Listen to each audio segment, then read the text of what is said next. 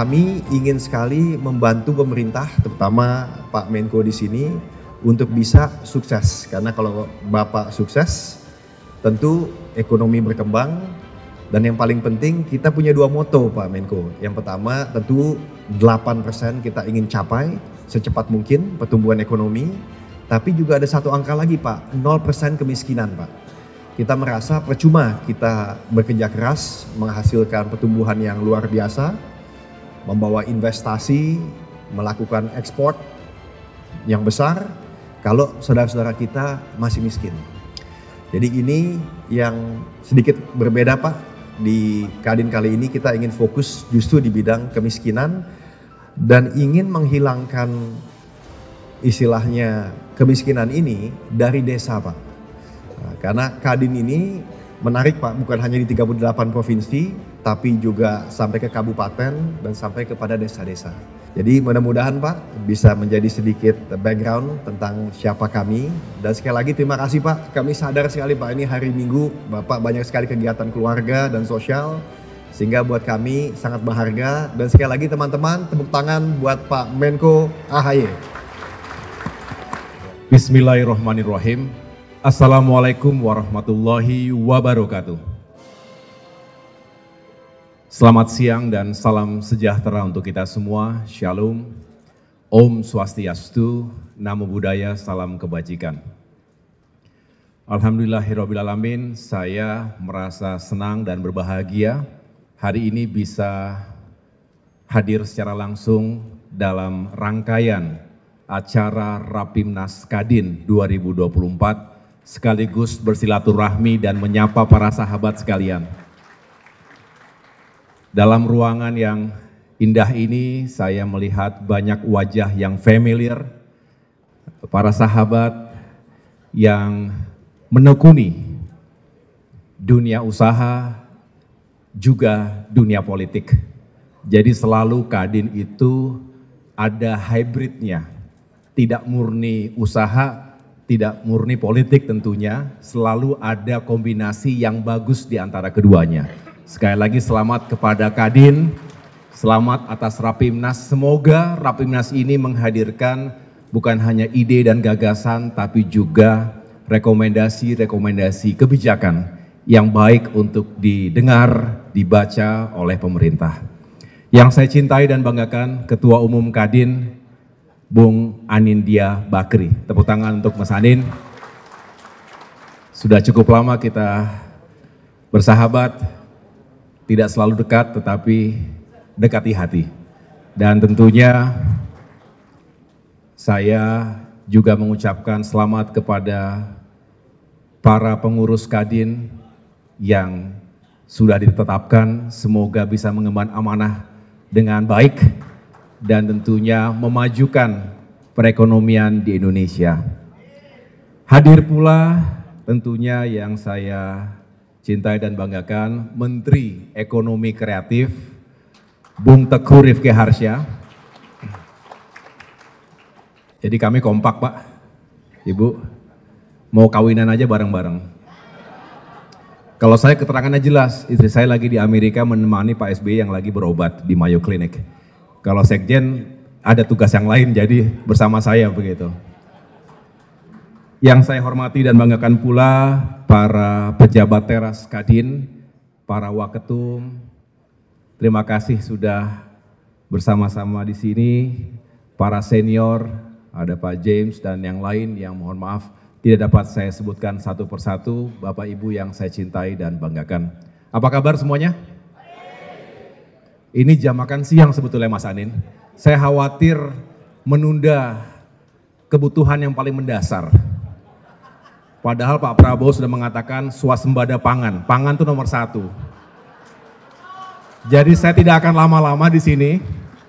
Saya khawatir nanti ada protes dari panitia. Yang jelas kehadiran saya di sini sebagai wujud kebersamaan.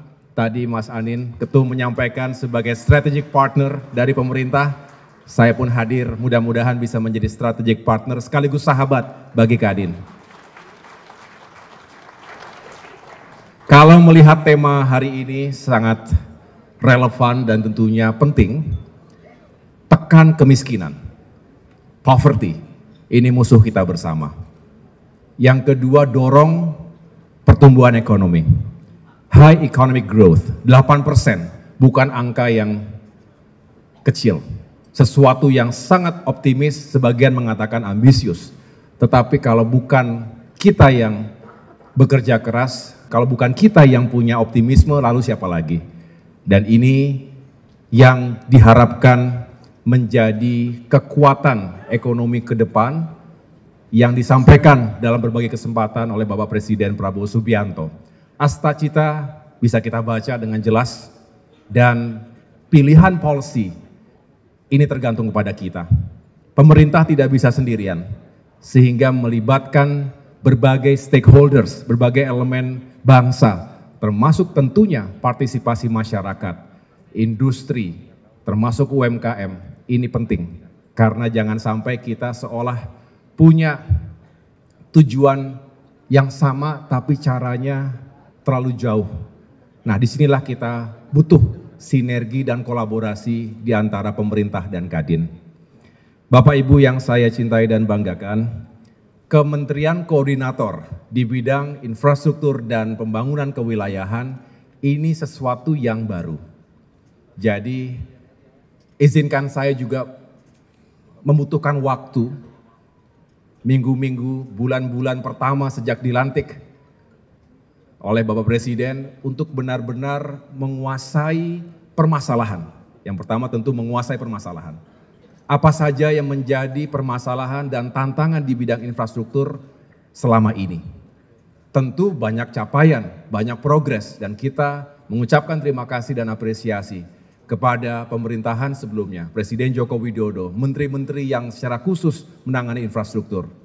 Tentu ada ruang untuk disempurnakan, ada ruang bagi kita untuk melakukan perbaikan. Oleh karena itu, disinilah kita harus jujur dan terbuka, memetakan apa saja yang menjadi permasalahan dan tantangan selama ini agar ke depan lebih baik. Tentu tidak mungkin Pak Prabowo menghadirkan Kemenko ini tanpa urgensi. Beliau berharap ke depan segala sesuatunya lebih terintegrasi, lebih well planned, dan bisa dieksekusi juga secara efektif, tepat sasaran, dan yang paling penting, berkali-kali beliau menggarisbawahi efisien. Jangan sampai terjadi kebocoran, baik yang disengaja maupun tidak disengaja. Ini yang menjadi core business dari Kemenko Infrastruktur dan Pembangunan Kewilayahan. Saya boleh cerita sedikit Pak, Ibu, tentang apa saja yang ada di bawah Kemenko itu? Apa sudah menguasai semuanya? Kalau sudah, Mas Riko, saya bisa diantar ke tempat pernikahan berikutnya. Kalau belum, sama-sama kita belajar. Saya tidak pernah tidak pernah malu-malu mengatakan bahwa saya juga masih belajar. But I'm more than willing to learn fast. Untuk belajar cepat dan sama-sama kita mencapai tujuan yang baik. Infrastruktur dan pembangunan kewilayahan, di bawahnya ada 5 kementerian teknis yang dikoordinasikan. Yang pertama, Kementerian Agraria dan Tata Ruang, Badan Pertanahan Nasional, ATR BPN. Saya 8 bulan berada di sana, ternyata memang urusan lahan dan tata ruang ini sangat mendasar. Jadi kalau di breakdown, 60% permasalahan Polhukam saja itu terkait Polhukam ya, terkait dengan lahan. Nah, urusan investasi dan juga pembangunan infrastruktur di berbagai daerah juga selalu diawali dengan lahannya bagaimana. Ada tidak kepastiannya. Jangan sampai justru masih bermasalah apalagi dicengkram oleh mafia-mafia tanah. Saya rasa tidak ada di sini yang ada yang pernah menjadi korban mafia tanah? Atau ada yang bersahabat dengan mafia tanah di sini?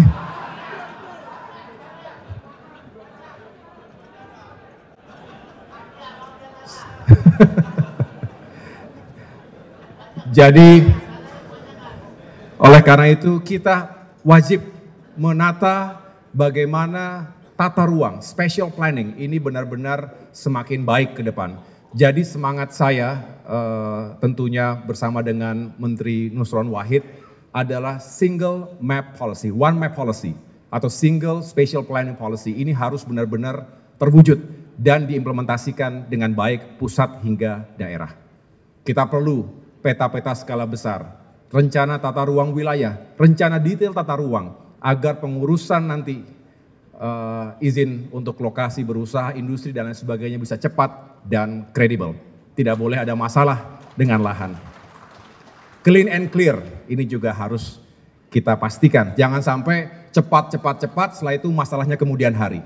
Saya rasa tidak ada yang ingin sukses tapi kemudian masalah di kemudian hari. Setuju? Ya. Yang kedua adalah Kementerian PU, Pekerjaan Umum. Saya rasa bukan sesuatu yang asing bagi teman-teman Kadin.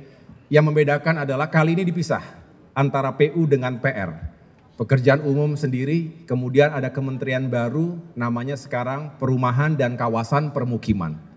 Tentu berbicara pekerjaan umum, kita berbicara infrastruktur dasar, jalan tol, jalan raya, bukan hanya nasional tapi provinsi sampai dengan jalan-jalan impres daerah.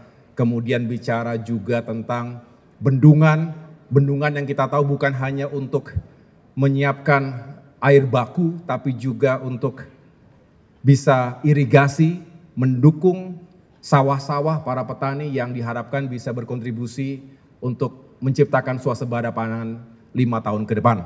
Dan tentunya bisa digunakan untuk pembangkit listrik, baik itu mikro hydro maupun pembangkit listrik tenaga surya, terapung dan lain sebagainya. Green energy, renewable energy.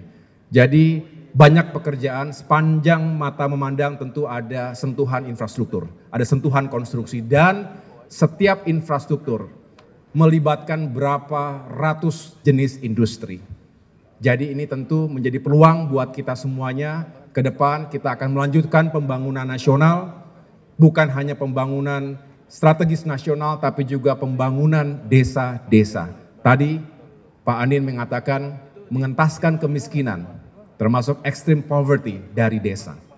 Tetapi ingat, di kota, di sekitar kita juga masih terlihat wajah kemiskinan ekstrim. Kemarin, ini terkait dengan kementerian ketiga, Perumahan dan Kawasan Permukiman. Baru kemarin, hari Sabtu, saya bersama Menteri Perumahan, Bapak Marwara Sirait, untuk melakukan penataan sekaligus pemindahan saudara-saudara kita yang bukan hanya tahunan, ini mengagetkan, belasan puluhan tahun bahkan, tinggal di bawah kolong jembatan. Jadi orang tuanya sudah tinggal di kolong jembatan, dia lahir di kolong jembatan, punya anak juga di kolong jembatan, 3 generasi. Kita mungkin tidak punya bayangan yang utuh karena tidak pernah merasakan kehidupan yang getir seperti itu, tetapi tugas dan kehadiran negara benar-benar dinantikan, dipindahkan masuk ke rumah-rumah susun, mudah-mudahan kehidupan mereka lebih baik. Ini baru satu contoh bahwa infrastruktur pendekatannya langsung pada kesejahteraan, eradicating poverty. Kalau hanya menyediakan konektivitas untuk kalangan tertentu saja, menengah ke atas, artinya negara tidak hadir untuk semua. So infrastructure for all, ini harus menjadi tagline dan pondasi kita ke depan. Nah yang keempat, Kementerian Perhubungan. Perhubungan tentu berkaitan erat dengan bagaimana kita memudahkan dan sekaligus mengurangi cost of transportation, cost of logistics. Manusia, barang, dan jasa saat ini relatif masih tinggi cost-nya. Kita ingin menurunkan 15% PDB menjadi 8% PDB. Kita ingin agar Aceh hingga Papua benar-benar terkoneksi dengan baik, darat, laut, maupun udara. Disinilah saya bersama dengan jajaran Kementerian Perhubungan berusaha untuk menjadi bagian itu. Termasuk bukan hanya secara infrastruktur, tetapi juga yang sangat diharapkan oleh masyarakat adalah misalnya harga tiket yang lebih murah, harga tiket yang lebih terjangkau. That is why selama 2 minggu terakhir ini kami bekerja dalam diam, tapi berupaya untuk mengurangi sedikit, paling tidak dari struktur pembiayaan tiket pesawat selama Nataru, Natal dan Tahun Baru. Jadi kalau ada Bapak Ibu yang bisa menceritakan ini kepada yang lainnya, mudah-mudahan dengan dukungan semua pihak kita berharap bisa mengurangi harga tiket untuk masyarakat, terutama di saat-saat liburan, high season, Nataru, Idul Fitri, dan lain sebagainya. Dan yang kelima adalah Kementerian Transmigrasi. tentu tidak dibaca sebagai transmigrasi ala Orde Baru, di mana itu besar-besaran memindahkan manusia dari Pulau Jawa ke pulau-pulau lainnya, tetapi sekarang lebih pada merevitalisasi lokasi-lokasi transmigran dan juga fokus pada transmigrasi lokal. Tujuannya adalah menciptakan tadi pemerataan, jangan sampai gapnya terlalu besar antara Jawa dengan non-Jawa, antara kota dengan desa. Disinilah kita berharap juga bisa ada dukungan dari teman-teman Kadin untuk menciptakan lokasi-lokasi pertumbuhan ekonomi baru termasuk di lokasi-lokasi transmigrasi. Ini yang mudah-mudahan bisa kami koordinasikan dengan baik ke depan. Itu ilustrasi tentang Kemenko Infrastruktur dan Pembangunan Kewilayahan. Saya dengan senang hati ingin terus berdiskusi karena Kadin memiliki rekam jejak, memiliki nilai yang luar biasa untuk pembangunan ekonomi selama ini, lengkap di 38 provinsi, 514 kabupaten kota. Ada yang ikut pilkada nggak kemarin Kadin? Kalau yang senyumnya lebar berarti menang, yang kurang, oke. Oh, sorry, Pak Ilham Habibie, ini senior kita. Saya juga pernah kalah. Jadi enaknya orang kalau pernah kalah ngomongnya begini. Ya. Kalau nggak pernah kalah, sangkanya sombong. Kalau pernah kalah, oh ya pernah kalah dia. Pernah dibully juga. Ini teman-teman yang sama-sama pernah dibully dari sini semua nih saya rasa nih. Alhamdulillah 7 tahun, 8 tahun yang lalu hancur. Sekarang hidupnya lebih baik paling tidak begitu. That is a circle of life, cycle of life. Dunia usaha sama, dunia politik sama, dunia militer juga begitu. Cuman bedanya kalau di politik, kalau di militer dalam perang hanya bisa mati sekali saja. Dalam politik bisa hidup dan mati berkali-kali, hidup lagi. So stay strong. Ya, never give up. Lihatlah presiden kita. Itu contoh terbaik tokoh pemimpin yang never give up. Presiden Prabowo Subianto. Luar biasa. Jadi kalau ada yang belum berhasil sekali dua kali, take it easy. It's okay. It's okay. Ya, it's okay. Sampai mana kita tadi? Ya karena Kadin isinya politisi semua juga saya lihat ini. Saya juga diminta Mas Riko datang ini, mau ngomong apa kita sebetulnya ini? Karena kalau nggak mungkin kita bicara tentang dagang industri, itu semua ahlinya di sini. Tapi let's collaborate, kita bikin super team. Mudah-mudahan Kabinet Merah Putih seperti dengan harapan kita semua menjadi super team. Dan Kadin, you are part of that super team. Terima kasih atas perhatiannya, terima kasih dan sukses sekali lagi untuk Kadin, Mas Anin dan semua. Wassalamualaikum warahmatullahi wabarakatuh.